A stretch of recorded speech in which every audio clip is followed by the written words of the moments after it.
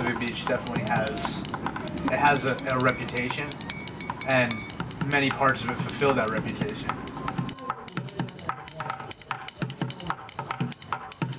It is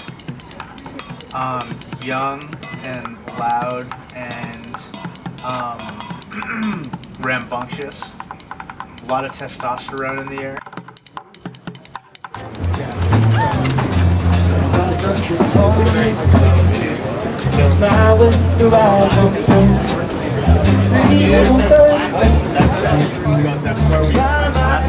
Everyone's pumped, the crowd's going. Okay, we're going to start off with the winner. I don't know, let's go backwards. You can lose yourself just because of the sun, the atmosphere, the people, the life, the laid backness. I mean, it's wicked cool to come here and see that, and you know, be a part of it. And so I love living here.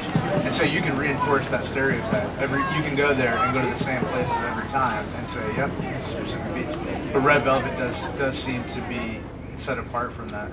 So how much do you think that has to do with the fact that there's a concrete social group we're filming here that have got to know each other over a few years?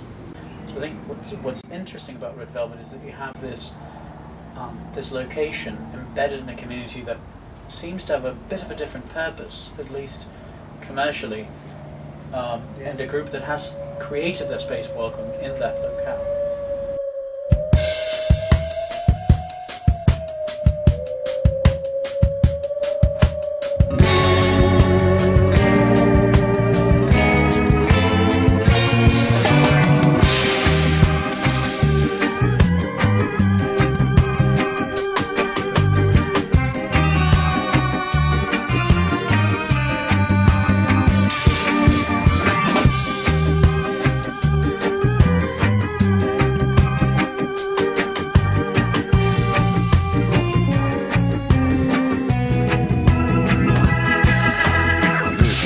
My name is Abdul Jalil Osmani, short for AJ Osmani, co-owner of Red Velvet. Why do you come here? Why do I come here? Social interaction, to get out of my house, to enjoy great company with friends, and to have fun. I enjoy Hookah, I enjoy the social life in this area, and then it's also down the street from my house. I'm a frequent goer of Red Velvet. It's a very lovely establishment that they have here. It's very tight-knit. I like the atmosphere. You can't really find too many places like this in San Diego where everybody's kind of business-driven. Here they're more like family-driven. It's kind of like the town hall, you know, like the people, the members of the committee, I guess you'd call it, the regulars that come here, just come to a consensus on certain things, and we just agree that things are right and things are wrong, and this is the way the world is. I have a lot of friends here, and it's just a really laid-back atmosphere. I feel like other lounges just kind of have, like, you know, people come and go. They don't really have a crowd that sticks, but you got that here. I mean, family was a word that came up a lot, and that's an interesting concept because that suggests home, welcome, but also individuals who are, so that kind of captures both elements of the interaction between people that come there and people that welcome you there. Yeah, I mean, it's like that old song, isn't it? I mean, like a house is not a home sort of thing. You know, the place needs the people there, but people also need a space to go be a family in. As far as the business is concerned, we thrive on socializing. We made really good friends, lifelong friends. Just that genuine friendliness that we always have here.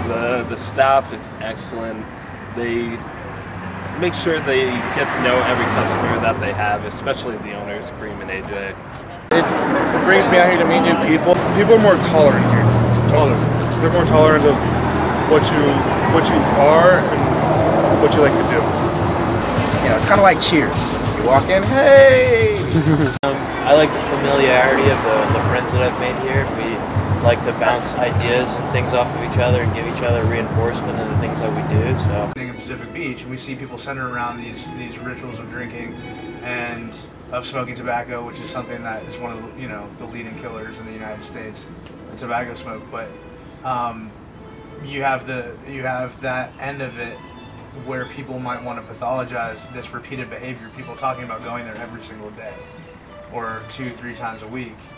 But you get the sense that the benefits far outweigh any sort of, you know, pathologizing you could do from substance intake of the family, of the social situation, of the bonds. You get a real sense that there's a bond created there, and you know, I mean, as we know as human beings, we need those bonds for mental health, you know, to keep our sanity. That's it. I mean, do you guys feel the same way about that? I was going to say that I think it's difficult to pathologize something that's collective, because it's creating such great benefit for these people. Every night they can come home and then go to their next home and we feel welcome there. And it's like, would that space exist if it wasn't for this hookah?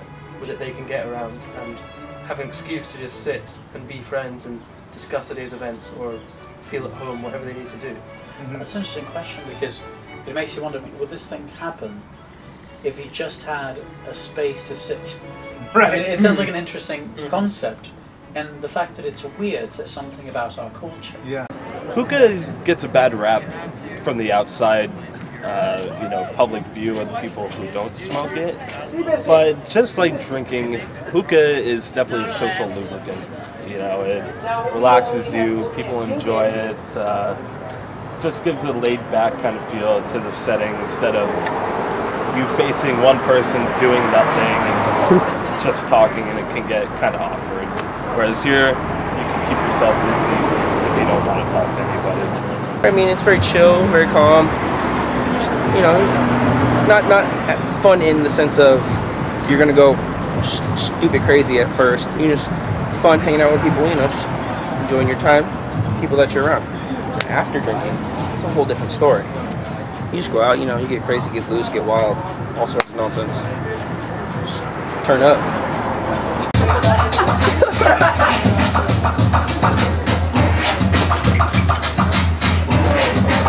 Could we even say that the substance itself is a conceptual space of welcome, as well as the space itself and the family element to it?